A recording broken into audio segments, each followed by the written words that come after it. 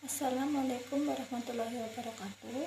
Perkenalkan, nama saya Dwi Astuti dengan NIM AG 29. Di sini saya akan menjelaskan tentang materi teks prosedur. Apa itu teks prosedur? Teks prosedur yaitu teks yang berisi langkah-langkah atau tahapan yang harus dilakukan untuk mencapai suatu tujuan. Teks prosedur bertujuan untuk membantu seseorang dalam memahami bagaimana cara melakukan atau membuat sesuatu dengan tepat. Ciri-ciri teks prosedur terdiri dari 1. Berisi langkah-langkah kegiatan yang dapat berupa poin-poin atau paragraf. Yang kedua, menggunakan kalimat saran dan larangan. Yang ketiga, disusun secara sistematis dan dijelaskan secara detail. Yang keempat, berisi informasi yang bersifat objektif. Yang kelima, terdapat bilangan urutan atau angka yang menunjukkan urutan atau langkah prosedur. Struktur teks prosedur terdiri dari 1.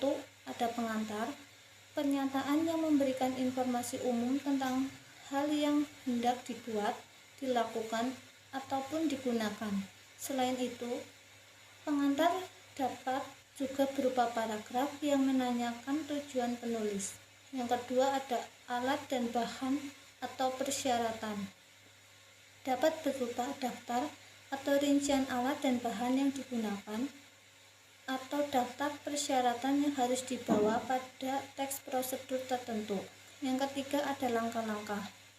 Berisikan dengan urutan yang benar dan sistematis. Yang keempat, ada penutup, berupa simpulan, rekomendasi, apresiasi atau imbauan.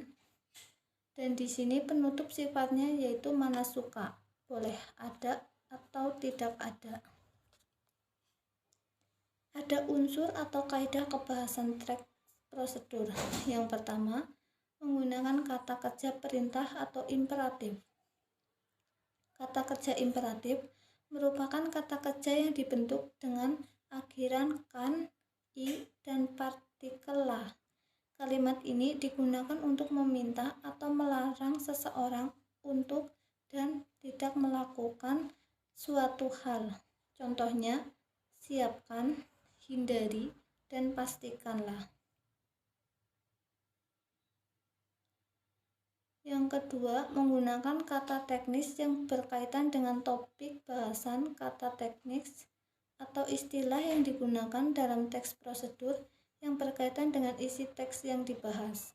Misalnya, dalam teks prosedur dengan judul manfaat jamur untuk kesehatan, istilah yang digunakan diantaranya nutrisi, protein, osteoporosis, dan lain-lain.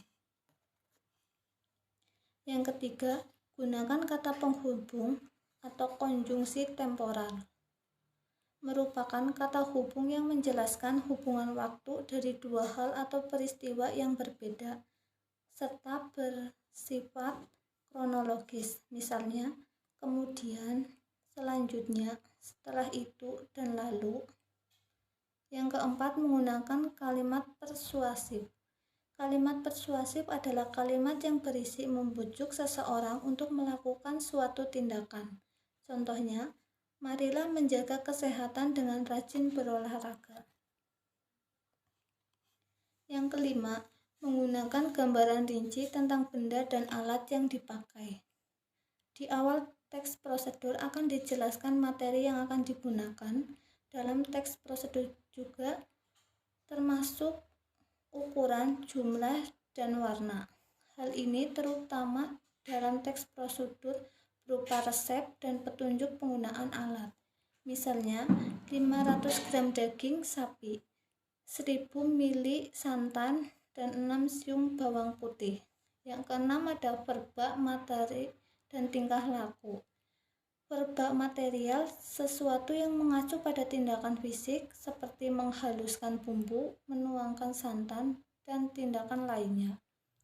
Verba tingkah laku adalah tindakan yang dilakukan dengan ungkapan.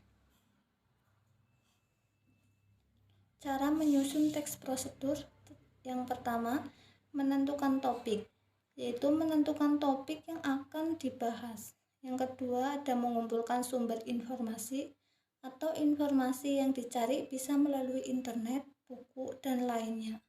Yang ketiga, ada mengembangkan informasi ke dalam langkah-langkah. Yang keempat, menyusun teks prosedur sesuai struktur dan kaidah kebahasaan. Berikut contoh teks prosedur.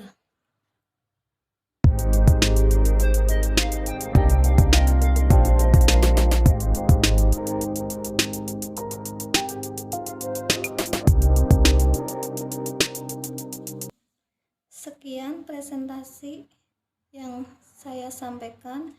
Kurang lebihnya mohon maaf. Wassalamualaikum warahmatullahi wabarakatuh.